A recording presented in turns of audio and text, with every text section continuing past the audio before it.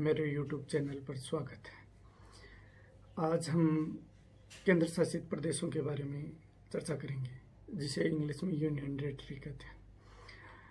इस चर्चा का सबसे मुख्य कारण यह भी है कि वर्तमान में स्थितियां बदल रही हैं। जैसे जम्मू कश्मीर राज्य के पुनर्गठन के बाद देश में ये स्थिति बनी कि 28 राज्य और 9 केंद्र शासित प्रदेश बने, लेकिन स्थितियां फिर भी बदल गई।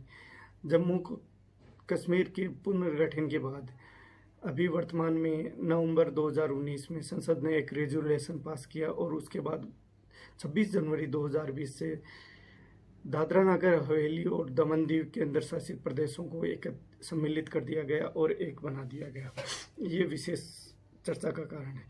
तो केंद्र शासित प्रदेशों की चर्चा करें तो सबसे पहले हम ये जान लेते हैं कि संविधान के भाग 8 के अनुच्छेद 239 से लेकर 242 में केंद्र शासित प्रदेशों की चर्चा की गई है। पहले हम ये चर्चा करते हैं कि इनका गठन किस किस प्रकार हुआ। सबसे पहले अंडमान निकोबार, लक्षद्वीप और दिल्ली का गठन 1956 में किया गया। उसके बाद दादरा नगर हवेली का 1961 में, दमन दीव का 1962 में किया गया।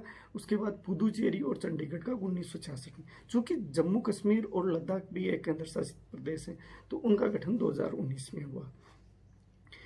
इनका किन आधार पर किया गया? अंडमान निकोबार द्वीप समूह और लक्षद्वीप, जो दोनों केंद्र शासित प्रदेश हैं, वो समुद्री सीमा में है, वो विदेशों से सीमाएं लगती हैं, तो उनका गठन का आधार था उनकी सामरिक महत्व के आधार पर किया गया। दूसरा, अपन बात करें पुदुचेरी की, दादरा नगर हवेली की, दमन दीव की, तो वहाँ सांस्कृतिक भिन्नता के आधार पर किया गया। दिल्ली और चंडीगढ़ की बात करें तो प्रशासनिक और राजनीतिक सोच के आधार पर किया गया। जम्मू कश्मीर और लद्दाख की बात करें तो एक आज़ादी के बाद से एक बहुत बड़ी राजनीतिक समस्याएं चल रही थी, उसके कारण और सामरिक महत्व भी था, और वहाँ प्रशासन ढंग से चल सके और वहाँ के लोगों को फायदा मिल सके और वो देश में आपस में एक संघीय ढांचा बना रहे, उसके लिए किया गया। तो हम आगे चलते हैं, उसके लिए जानते हैं कि कौन से आर्टिकल में क्या क्या चर्चा की गई है।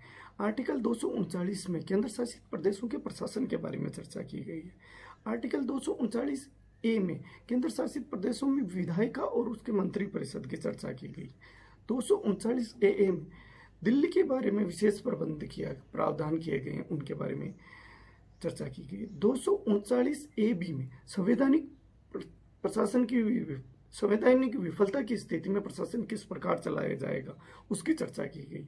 239 बी में जब विधायिका निलंबित रहेगी तो अध्यादेश किस प्रकार लाया जाएगा, उस प्रकार उसकी चर्चा की गई है।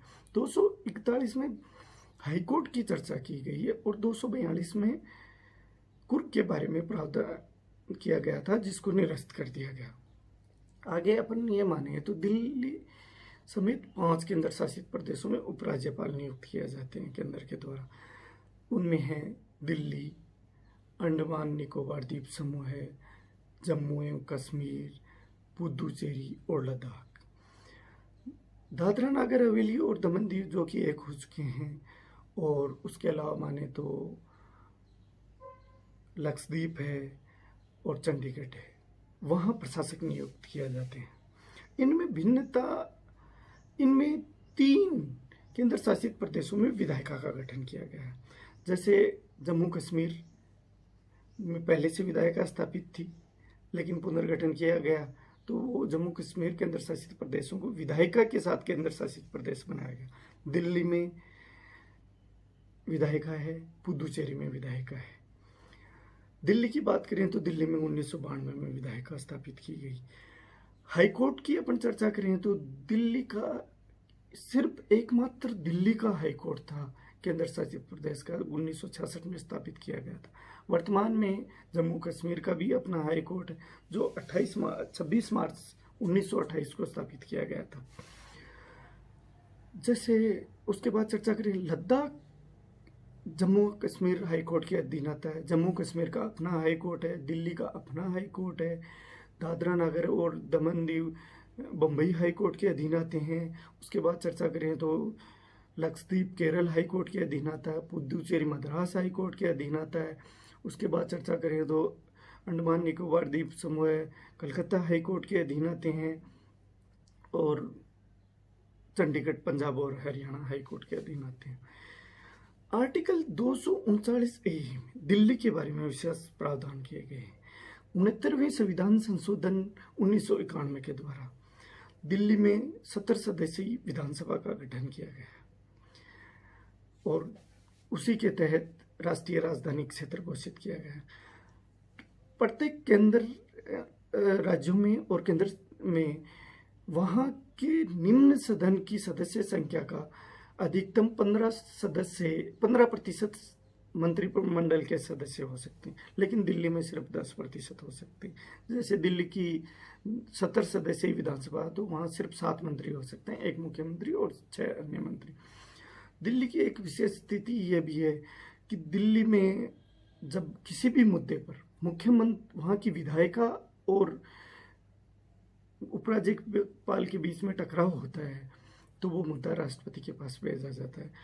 दिल्ली की विधानसभा चूंकि सभी राज्यों की और पुदुचेरी की भी माने, तो वहाँ की विधायिकाएं राज्य सूची के विषयों पर कानून बना सकती है, लेकिन दिल्ली में अलग स्थिति है। दिल्ली में लोक व्यवस्था, पुलिस कानून, पुलिस और भूमि, इन 3 विषयों को छोड़कर राज्य सूची के विषयों पर कानून बना सकती है।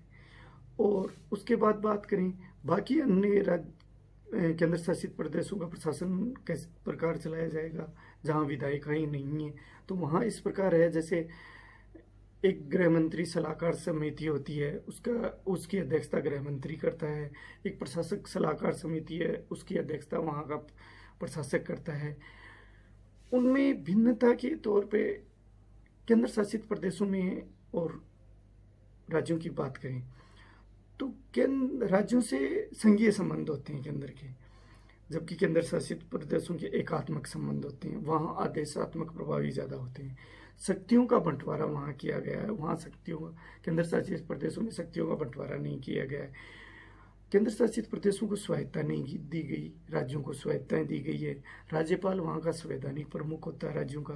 केंद्र शासित प्रदेशों में अलग अलग स्थिति हैं, जैसे कई जगह उपराज्यपाल होता है, कई जगह प्रशासक होता है, और राज्यपाल राज्यों का कार्यपालक प्रमुख भी होता है। उपराज्यपाल केंद्र का प्रतिनिधि होता है, राष्ट्रपति का एजेंट भी होता है केंद्र शासित प्रदेश। इस प्रकार आपने मोटी मोटी केंद्र शासित प्रदेशों के बारे में चर्चा की।